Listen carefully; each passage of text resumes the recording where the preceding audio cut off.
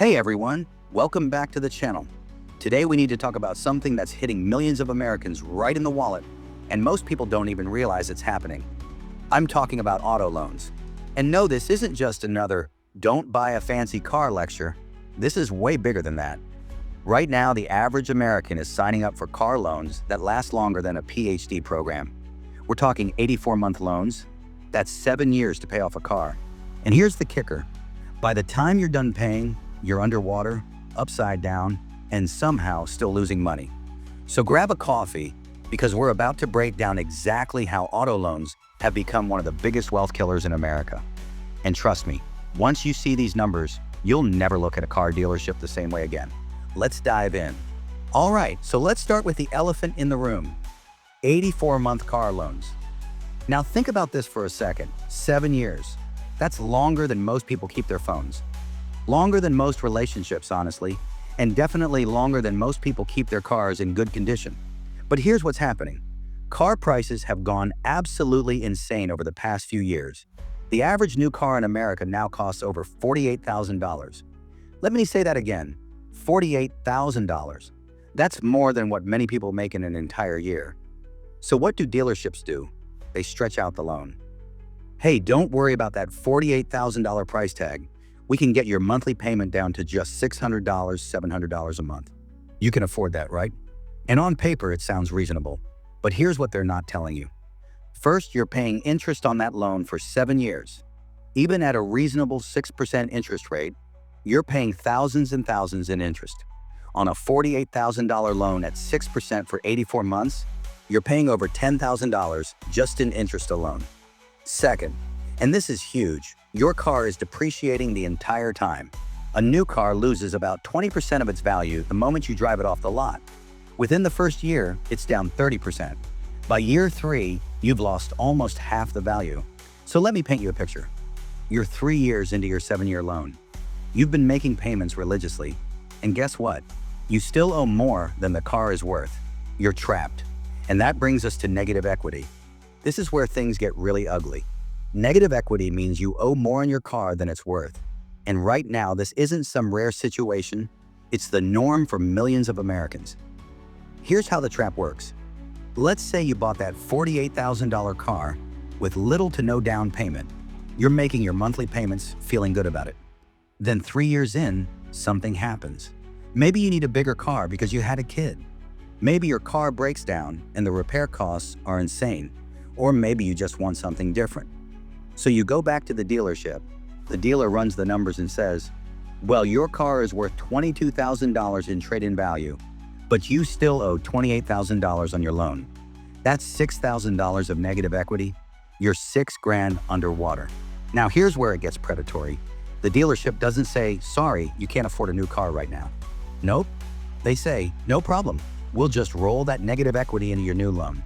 So now you're buying another car, let's say it's $45,000. But you're actually financing $51,000 because of that rolled over debt. And guess what? They're putting you in another 84-month loan to make the payments affordable. You see the cycle here? You're going deeper and deeper into debt, and you're never building equity. You're just treading water, except the water's getting deeper. According to recent data, nearly 25% of trade-ins have negative equity, and the average amount is over $6,000. Some people are rolling over $10,000, $15,000, even $20,000 in negative equity into new loans. That's not buying a car. That's financial quicksand. Now let's talk about something that doesn't get enough attention: insurance costs. When you finance a car, especially for 84 months, the bank requires you to carry full coverage insurance. That means comprehensive and collision coverage, not just liability. And insurance costs have exploded in the past few years. We're talking 20%, 30%, even 50% increases in some states. The average American now pays around $2,150 per year for car insurance. But if you're financing a newer, more expensive vehicle, you could easily be paying $3,000, $4,000, even $5,000 plus a year, especially if you're younger or have any marks on your driving record. Let's do the math. If you're paying $300 a month in insurance on top of your $700 car payment, that's $1,000 a month just for your car. That's $12,000 a year. on a vehicle that's losing value every single day. Over that 7-year loan period, you could pay $25,000 plus just in insurance alone. Add that to your $10,000 in interest, and you're paying $35,000 on top of the car's original price. And here's the thing that really gets me. Because you're underwater on the loan, you can't drop down to liability-only coverage even if you wanted to. You're stuck paying full coverage because the bank owns your car, not you. It's a wealth extraction machine, plain and simple. Let's talk about depreciation, because this is where the real wealth destruction happens. Most people understand that cars depreciate, but I don't think people really grasp how much and how fast. Here are the brutal facts. Year 1, your car loses 20 to 30% of its value. Year 3, it's lost about 40 to 50%. Year 5, it's lost 60% or more. Year 7, when you finally pay off that 84-month loan, your car might be worth 30% of what you paid for it. So let's run a real-world scenario. You buy a $48,000 car with a small down payment. You finance $45,000 over 84 months at 6%. By the time you make that final payment 7 years later, you've paid about $55,000 total, principal plus interest. And your car? It's now worth maybe $15,000 if you're lucky. You just spent $55,000 to own something worth $15,000. You lost $40,000 in wealth. Now imagine if you'd invested even a portion of that money instead. If you'd put $500 a month into an index fund averaging 10% annual returns over those 7 years, you'd have over $50,000. That's building wealth. The car? That's destroying it. And here's what makes it even worse. Because cars depreciate so fast and because loans are so long, most people are underwater for the majority of their loan term.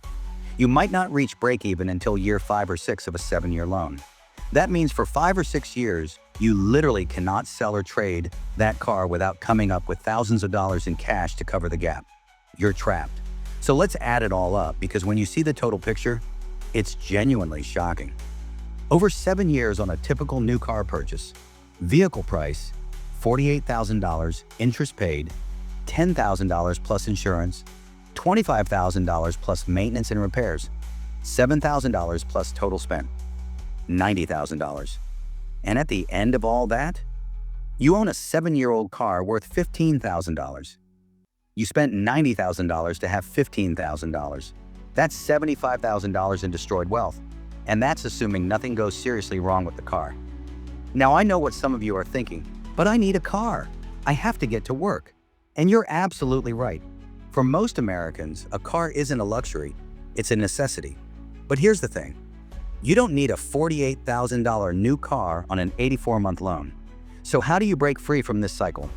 Here are some real practical steps. First, buy used, not new. A 3 to 4-year-old car has already taken the biggest depreciation hit, but it's still got plenty of life left. You can get a reliable, well-maintained used car for $20,000 to $25,000 instead of $48,000. Second, save a real down payment. I know it's hard, but if you can put down 20%, you're much less likely to go underwater on the loan. Third, keep the loan term short. Aim for 36 to 48 months maximum. Yes, the payments will be higher, but you'll pay way less in interest and you'll build equity faster. Fourth, buy within your means. The old rule was to keep your car payment under 10% of your gross income. That's actually pretty smart. If you make $60,000 a year, that's a $500 per month payment max.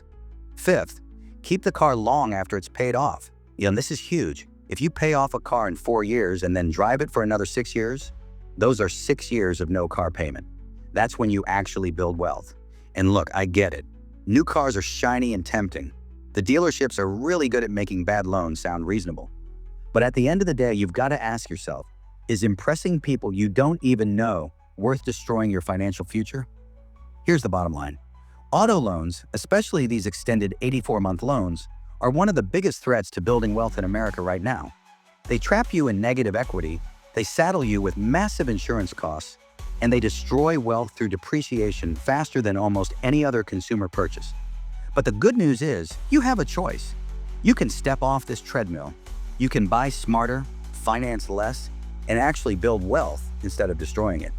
If this video opened your eyes, do me a favor. Hit that like button and share it with someone who might be thinking about buying a car. And drop a comment below. Are you trapped in an underwater car loan right now? Let's talk about it. Thanks for watching, and I'll see you in the next one. Stay smart with your money, folks.